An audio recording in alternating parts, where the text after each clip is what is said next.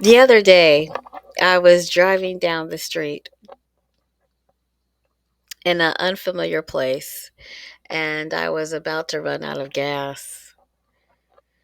And I use Google Maps, but for some reason, Google Maps did not list the any type of gas stations that were near me. But I knew there were a lot of gas stations that were near me. So I used Bard. And what I did was I typed in explore places.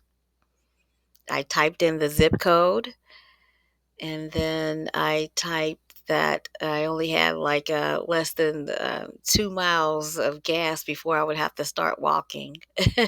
So I put the radius 1 mile. I put in gas stations, and I put that I was driving in my car. And look at this. All the gas stations came up that were close to me. And then I was able to type that into Google Maps, and I was good to go.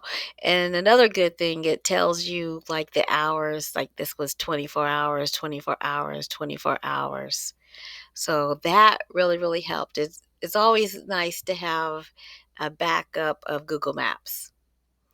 All right. Well, I hope everyone has a good day.